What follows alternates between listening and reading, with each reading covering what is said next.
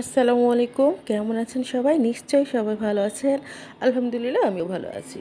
আর আজকে নিয়ে আসছি খুব সহজেই কিভাবে তাল থেকে তালের রস বের করে পিঠা করা যায় সেই পদ্ধতি আপনাদের সামনে। আসুন দেখে নিই। আমি এইখানে প্রথমে 2টা তাল খুব ভালোভাবে ধুয়ে নিয়েছি বড় একটা ডিশের ভিতরে। এভাবে আপনারা প্রথমে ধুয়ে নেবেন, নাহলে অনেক ধুলাবালি থাকে রাস্তায়। ধুয়ে নিলে এই কারণে ভালো হয়। তো ধুয়ে নিয়ে প্রথমে এর যে শক্ত মুখটা আছে বা অনেকে বোঁটা বলে থাকি, সেটা হাতে সহজে ছিঁড়ে ফেলছি। এটা আসলে কোনো কাজের না, এটা ফেলে দিতে হয়। তো আমি এভাবে একে একে 2টা তালেরই মুখ বা বোঁটা যেটা আছে সেটা ফেলে দিচ্ছি। আমি এখানে 2টা তাল নিয়েছি, কিন্তু আজকে আপনাদেরকে একটা রস বের করে দেখাচ্ছি। তো আমি তো এখানে তালের বোঁটাটা ছিঁড়ে ফেলে দিয়েছি। তালের এইখানে প্রথমে হচ্ছে তালের একটা শক্ত স্কিন থাকে, এটা শক্ত হলে কিন্তু এত বেশি শক্ত না যে ছিঁড়ে ফেলা যাবে না। ভিডিওতে দেখে আপনারা নিশ্চয়ই বুঝতে পারছেন।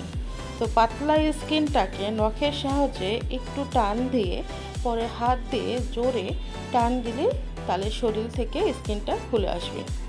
তবে এখানে খেয়াল রাখতে হবে তালের যে আঁশ আছে সে আঁশগুলো খুব বেশি নেওয়া যাবে না, কেননা আঁশের ভিতরে সমস্ত রসগুলো আছে।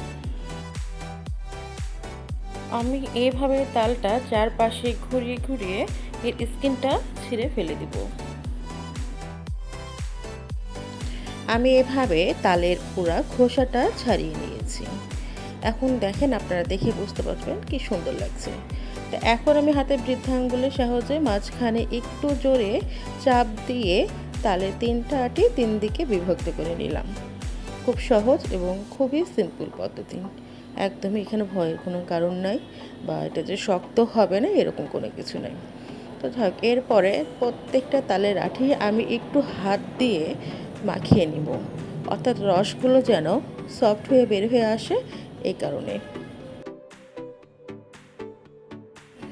তালের আটিগুলোতে আমি মাঝে মাঝে একটু করে পানি দিব এবং খুব ভালোভাবে হাত দিয়ে চেপে চেপে ধরে মাখাবো, তাহলে আমার এখান থেকে তালের রস বের হতে আরও বেশি সুবিধা হবে।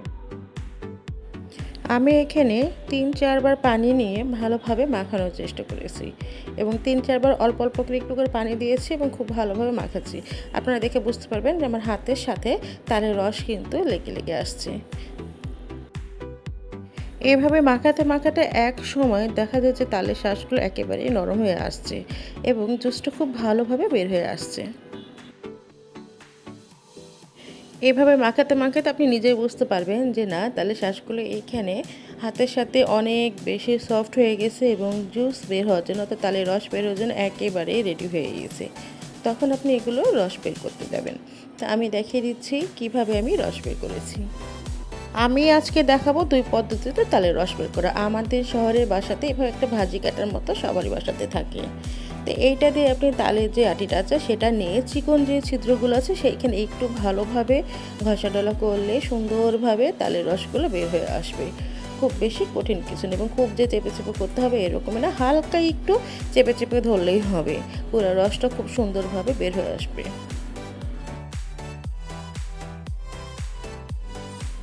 এটা হচ্ছে একটা পদ্ধতি। এই পদ্ধতিতে আপনি ইচ্ছা করলে সব তালগুলো ঘষে রসটা বের করতে পারবেন। নিশ্চয়ই ভিডিওতে দেখে বুঝতে পারলেন। এরপরে আমি দেখাচ্ছি আরও একটা সহজ পদ্ধতি।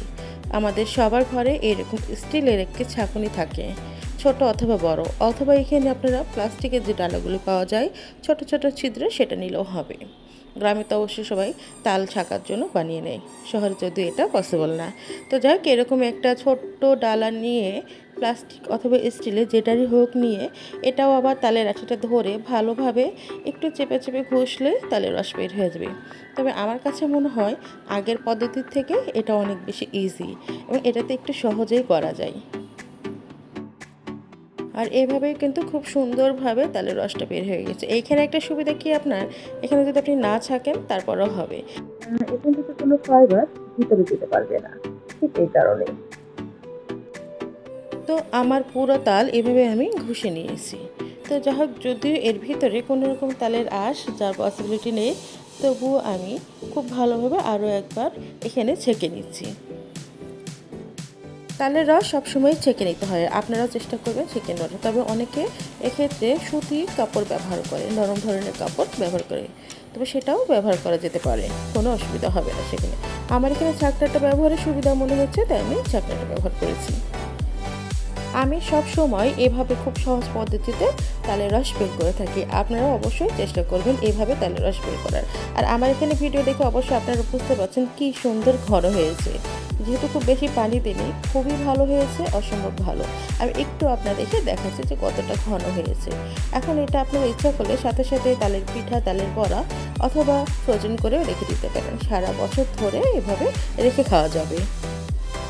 তাহলে যদি আপনাদের কাছে ভালো লেগে থাকে অবশ্যই আমার চ্যানেলটি সাবস্ক্রাইব করে পাশে থাকুন। ধন্যবাদ।